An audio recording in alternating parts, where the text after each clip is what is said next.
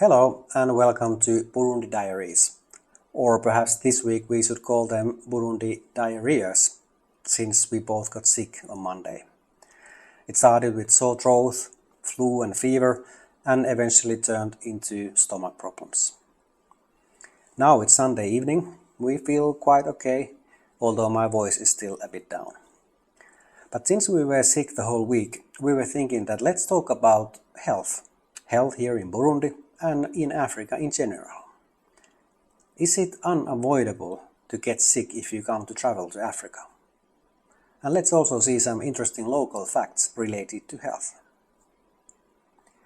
There are many common diseases and sicknesses around here in Burundi and in neighboring areas. They include, for example, malaria, spread by the mosquitoes and still causing thousands of deaths annually here in Burundi. There are also diarrheal diseases, parasitic infections caused by the contaminated water, poor hygiene, or foodborne pathogens, for example E. coli bacteria or salmonella. And diarrhea, along with malaria, is one of the major causes for morbidity in Burundi.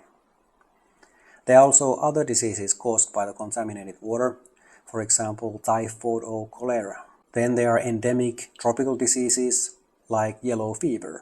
Then there are viruses, mpox, previously called monkeypox, Ebola, or hepatitis A. There are respiratory infections like pneumonia, bronchitis, or tuberculosis.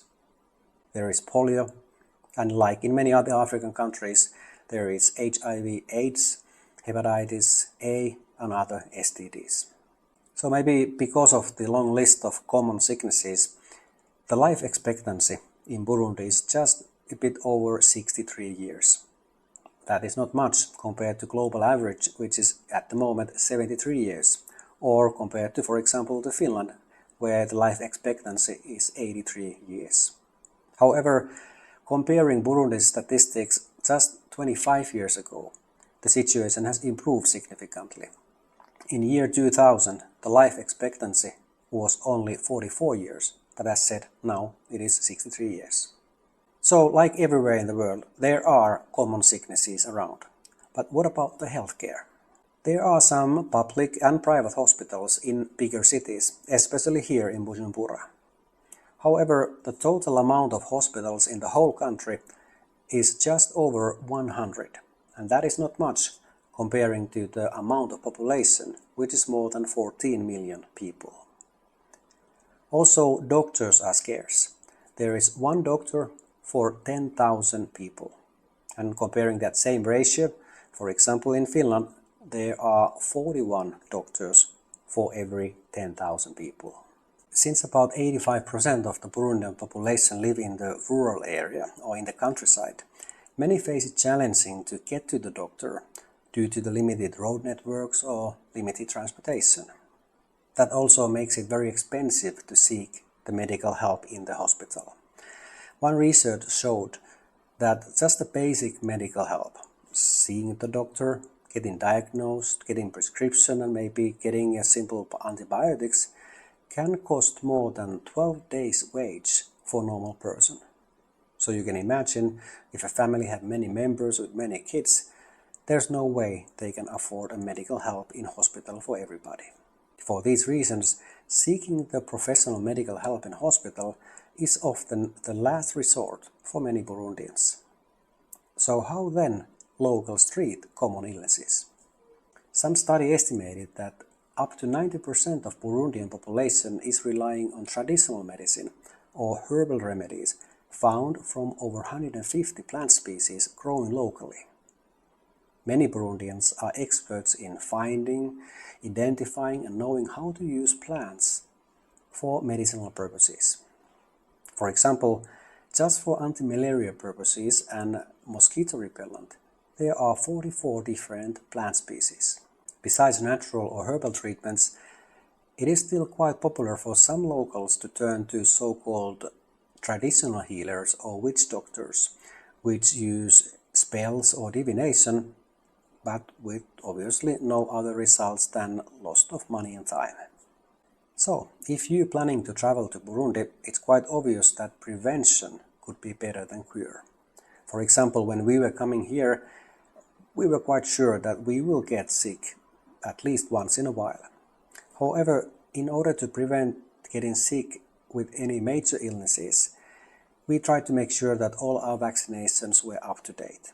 So just before coming here, we got 7 vaccinations. Some were new ones and some were boosting the previous shots that we received decades ago. Also, while being here, we try to adhere to good hand sanitation, hygiene, use mosquito repellent long sleeves during the evening. We also drink dehydration drinks or electrolytes to keep our body's minerals in balance. And for example, for stomach pain, if it's nothing major, we try to use local fruits available. For example, for stomach pain, we like to use drink made of yogurt, honey, oats, papaya and banana. We mix it in the blender and until it becomes a silky smoothie, just like this one. So, can you avoid getting sick in Africa? Well, if you come from the northern hemisphere, from where actually more than 90% of the whole world population live, it's not if you get sick, rather it is when you will get sick when you come to Africa. And yes, there is a lot what can be done in order to prevent any major sicknesses, like vaccinations, sanitation and hygiene.